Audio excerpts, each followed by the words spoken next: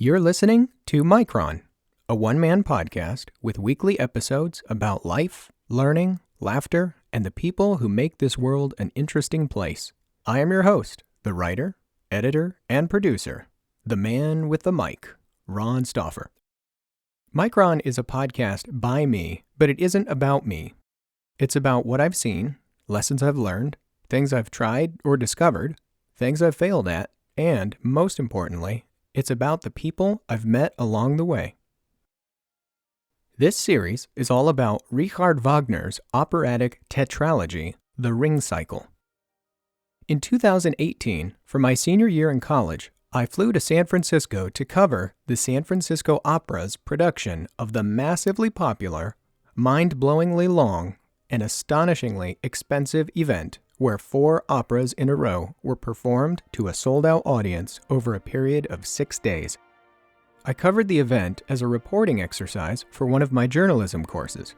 This included writing a concert review for the shows I attended, sharing my research into just how massive the Ring Cycle is as an artistic production, and finally, writing an article explaining how Wagner's Ring Cycle has impacted our culture and most of Western music, even in ways most people don't realize.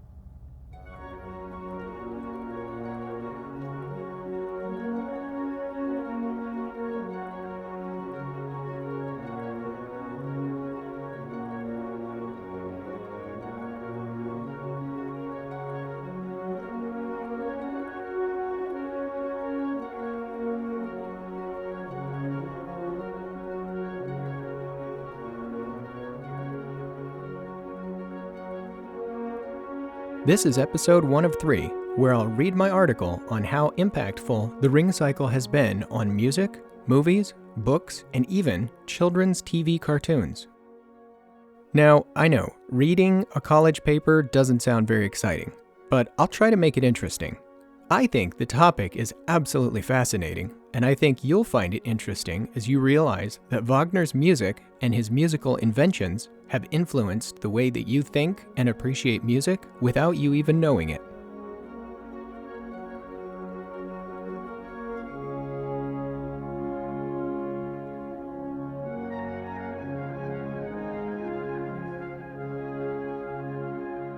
Looney Tunes, Star Wars, Jaws, Apocalypse Now, Here Comes the Bride, Ride of the Valkyries, Lord of the Rings, Indiana Jones, A Little Bird Told Me. What do all these movies, TV shows, melodies, and idioms all have in common? They were all heavily influenced by the German Romantic-era composer Richard Wagner.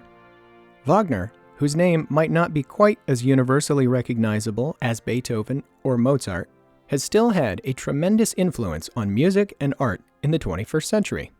Even people who might not think they're familiar with Wagner probably are. It is a fascinating insight and a historical journey to sit through an entire Ring Cycle, the tetralogy, a collection of 4 operas he finalized in 1876 as a complete story of an all-powerful gold ring which features gods and goddesses who gain ultimate power, build a castle in the sky, and all die tragically by fire at the end. There are many quotes, archetypes, musical melodies, and storylines that are easily recognizable even for the first-time opera-goer. For example, fans of the 20th century novel The Lord of the Rings and its subsequent movie trilogy of the same name have much to recognize in the story of the Ring Cycle. The author, J.R.R. Tolkien, was apparently quite irritated when his novel was compared to the Ring Cycle, claiming, "Both rings were round, and there the resemblance ceases." Yet, there are a truly surprising number of similarities between the two. Even the most casual observer would notice that The Lord of the Rings repeats much of what the German composer writes in his operas. Both stories contain a hero who is young, naive, and unprepared for the task set before him, which is ultimately to save the world. Wagner's hero Siegfried and Tolkien's hero Frodo both find a ring that grants them eternal youth and invincibility, yet perverts the wearer into a power-crazed savage. Both refuse to give it up, even at the point of death, and will stop at nothing and potentially kill anyone who tries to take it from them. In both stories, the magic gold ring is forged in the fires of the underworld by evil mutants intent on ruling the universe. The ring cycle features the Tarnhelm, a special helmet that allows the wearer to become invisible or shapeshift. In The Lord of the Rings, the ring itself grants the same power. The ring in both stories is finally destroyed in a fire and is famously returned to the place from whence it came, and everyone who survives lives happily ever after. Both stories involve dragons, giants, dwarves, kings, gods, and more. On and on you could go, linking the two stories neatly. In fact, in a 2012 booklet titled Wagner and Tolkien, Mythmaker, author Renee Vink identifies at least 28 striking similarities between Tolkien's story of hobbits written in 1937 and Wagner's earlier story of the Nibelung, completed in 1867. In a pre-concert lecture at the San Francisco Opera's 2018 production of The Ring Cycle, opera expert Desiree Mays explained the background of the story's origin. Quote, "Where did this fantastical tale come from? It turns out that Wagner combined many sources for this great work. As a student, he was intrigued by Greek mythology. Der Nibelungenlied was a 12th century German epic set by the Rhine River, a medieval Christian version of an ancient cycle of pagan myths. Wagner searched further back, reading the Edda and Volsunga sagas, which were more Norse than German. Wagner took the characters, incidents, and scenes from many of these sources and welded them together in his imagination." End quote. Certainly, Tolkien was familiar with and drew from the same roots of these myths to create his own version of a very similar story. Even for children in America who didn't grow up under Wagner's influence by way of the Lord of the Rings books, those born in the second half of the 20th century may recall melodies and characters from another source, Saturday morning cartoons.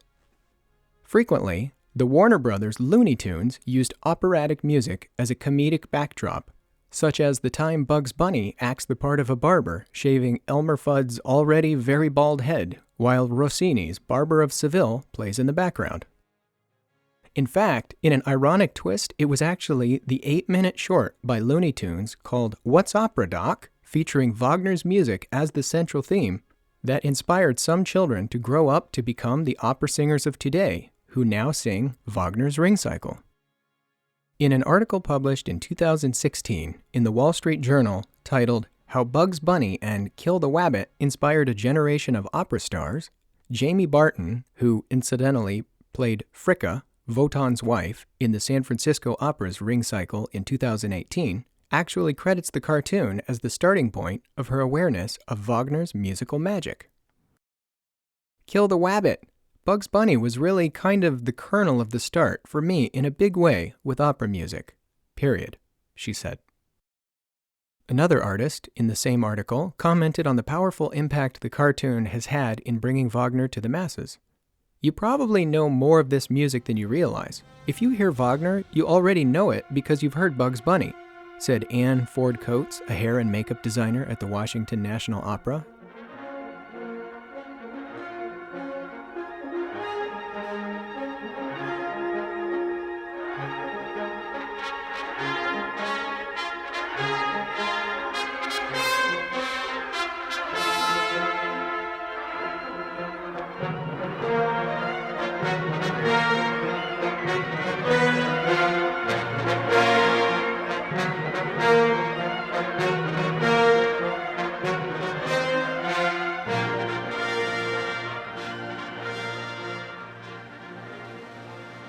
Now, while a few silly cartoons alone don't make for an impressive legacy, In a sense, the whole concept behind modern music for film can actually be traced back to Wagner.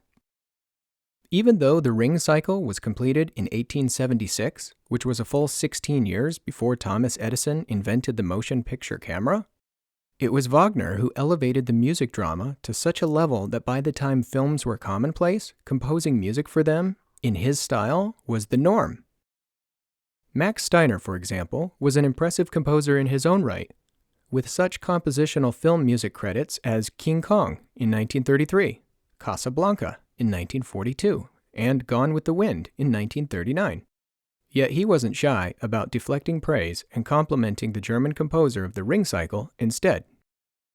When publicly credited as the originator of movie music, Steiner has been quoted as saying, "Nonsense. The idea originated with Richard Wagner. If Wagner had lived in this century, he would have been the #1 film composer." Even in the late 20th and early 21st centuries, Wagner's influence still holds strong. In a 2009 New York Magazine article titled "The Fellowship of the Ring," classical music critic Justin Davidson confirms just how influential Wagner has been on today's movie composers such as John Williams. Neither Star Wars nor The Lord of the Rings could have been conceived without Wagner's precedent, and it's no coincidence that all three attract a crazed allegiance, he writes. Wagner's most famous innovation was the use of leitmotifs in the Ring cycle, which are short musical themes that announce a character, a subplot, a feeling, or a location, and can be used and reused throughout the composition to refer to these. As a modern example, before Darth Vader walks onto the screen for the first time in the Star Wars film The Empire Strikes Back, the Imperial March plays to announce the entrance of a dark and frightening character. The same effect takes place in Indiana Jones films, where you know the hero is coming for a triumphant rescue because it's announced musically before the character arrives on screen. And who could forget perhaps the most famous leitmotif in all of Hollywood, the simple two-note leitmotif Williams composed for the movie Jaws. These two notes have been parodied endlessly since they first frightened audiences over 40 years ago. The Ring cycle is filled with leitmotifs, and it's nearly impossible to count them all. There's a musical theme for Valhalla, Thunder, Gold, Love, The Ring, Siegfried, the Valkyries, the Rhine River, and so much more. A comedic illustration of how leitmotifs have become an inescapable part of our modern understanding of musical storytelling can be seen in The Far Side, a one-frame newspaper cartoon by Gary Larson. In one comic strip, a banjo player sitting on a stool in a Western saloon eyes a troubling character at the front door and says to his piano-playing partner, "Bad guy coming in, Arnie, minor key." Even movies that don't use leitmotifs still show a significant influence from Wagner. In a grotesque example, the Vietnam War epic Apocalypse Now has a bone-chilling scene where a formation of American attack helicopters fly in and decimate a village full of farmers, women, and school-aged children. Large speakers are attached to the helicopters, and the music plays loudly as they start shooting. Actor Robert Duvall's character tells another man as they get closer to the village, "About a mile out, we'll put on the music. I use Wagner. It scares the hell out of them. My boys love it," he explains. The Valkyrie sopranos wail their battle cry in the background as soldiers in Huey helicopters fire rockets and Gatling guns.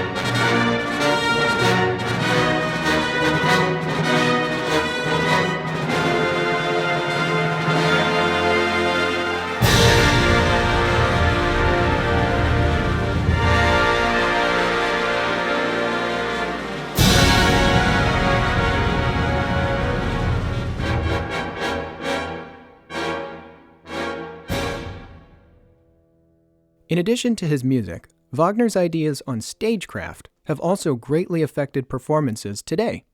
Many of the theatrical innovations he championed at his Bayreuth Festspielhaus have become standard operatic procedure. These include dimming the lights during a production and hiding the orchestra in a pit to minimize distraction from what's happening on stage. Some turns of phrase in the American English lexicon can even be traced back to Wagner. The idiom, "it ain't over till the fat lady sings," is a direct reference to Brunhilde's immolation scene at the end of the final act of Götterdämmerung, the Twilight of the Gods. By this point, the audiences have sat through 16 hours of one of the longest stories ever told on stage, and when the fat lady sings, everybody knows that, mercifully, the end has arrived. In the official program for the Ring Cycle, the San Francisco Opera writes, "Richard Wagner is the most written about musician in history." Perhaps now we have a glimpse of how true this is, and the famously ambitious composer likely wouldn't have it any other way. Thanks for listening.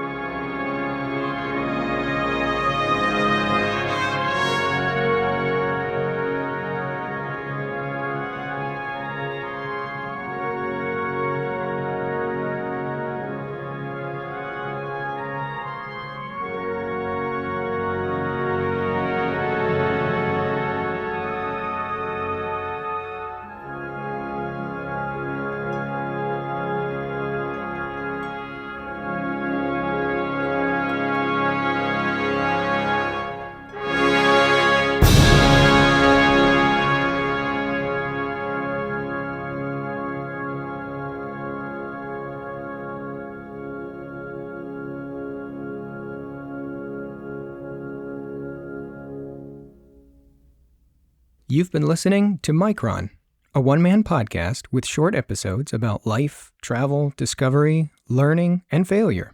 This podcast is a work in progress and, hopefully, like wine, will improve over time. It's recorded here in my office located in the scorching heat of the Sonoran Desert in Arizona. If you liked this episode of Micron, tell a friend. Share it on Facebook, Twitter, Instagram, or whichever online platform you prefer. If you really liked it, leave a rating or review on Apple Podcasts. That's the most helpful thing you can do to help me build an audience for this humble little one-man show. If you have feedback you'd like to share or suggestions for a future episode, send an email to feedback@micronpodcast.com. I'm listening to you. Thanks for listening to me. To view photographs, read episode transcripts, or find resources mentioned in the show, visit micronpodcast.com. Thanks for listening to Micron.